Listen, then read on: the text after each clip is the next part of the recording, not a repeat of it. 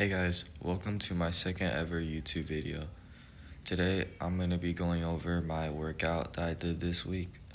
It was 3 miles at 20:55. So first I started with the warm-up. I did 2 laps in lane 7 at 5:27, which wasn't part of the workout, but it was just to ease in. Here's why warm-up matters. It raises muscle temperature so everything contracts and relaxes smoother. Your heart rate ramps gently so the first real laps don't shock your system. Neuromuscularly, it's like switching your body from walking around mode into running efficiently mode. Bottom line, warm-up turns stiff and sluggish into springy and responsive. Even on an easy day, it's the difference between fighting your legs and feeling ready. After that, I hit some dynamic stretching and strides. Quick point here, static stretching is fine later, but pre-workout I like dynamic movements, leg swings, lunges, A-skips, because they open range of motion while keeping you bouncy. Then, strides, 2 to 4 short accelerations where you build to around 85 to 90% for a few seconds and float down. Strides prime your turnover and timing so your first lap doesn't feel chunky. Think of them as rehearsals for good form. Tall posture, relaxed hands, quick feet. Workout time. The goal is simple. Easy sub 21 for 3 miles. It was a hot day, so I wasn't really chasing a PR. I was just checking where my fitness was after last season. I ended up around 20:55, which averages out to about 6:58 per mile and roughly 1:44 to 1:45 per lap. Let's talk about pacing and feel, because this is where the learning happens. I kept it really chill in the first 4 laps. Breathing was easy, smooth in through the nose, out through the mouth, nothing ragged. Form cues I focused on: relaxed shoulders, light hands, meaning no fists, and quick but not frantic cadence. If anything fell off, it was just heat management, making sure I didn't surge early and cook myself.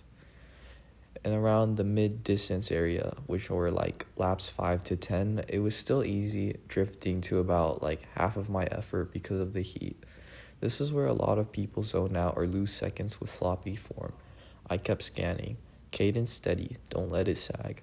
Posture tall, eyes up, chest open so breathing stays free. Foot strike under hips, no overstriding. Mentally, I stayed present. Hit this lap, then the next. No hero moves, just honest rhythm. At around the closing session, laps 11 to 12, the last 2 laps were slightly hard. Maybe around like 6-7 out of 10. Not all out, just tightening the screws. I finished with about a 10-second negative split on the last lap, which tells me I paced it right. If your last lap can pop without your form collapsing, you nailed the distribution. If you fade, you went too hot early. If you finished with way too much left, you were too conservative. Today felt like the sweet spot. Even on an easy day, pacing is huge. It protects your quality sessions later in the week, and it teaches your body that smooth, economical rhythm. Consistency equals fitness. A steady 144 to 145 lap cadence with a controlled close builds confidence. You don't need fireworks to get better. Because it was hot, I paid attention to the difference between effort and time. On hot days, you might run the same pace at a higher effort. That's normal. The win today wasn't the number on the watch. It was staying smooth, hydrating, and executing the plan. So, what does 20:55 tell me? A few things. Number 1, base is there. If I can chill through most of a 3 mile and still close faster, the foundation's solid. Number 2, race gears are coming. I didn't touch the red line. Good sign that there's room to sharpen with intervals, tempos, and strides. Number 3, pacing discipline works. I didn't chase early laps, and I got back with that negative split finish. From here, I'll keep stacking. 1 quality session, intervals/tempos to build speed endurance. 1 longer aerobic run for durability. Strides 2 to 3 times a week to keep turnover snappy, and smart recovery, sleep, hydration, and easy days that are actually easy.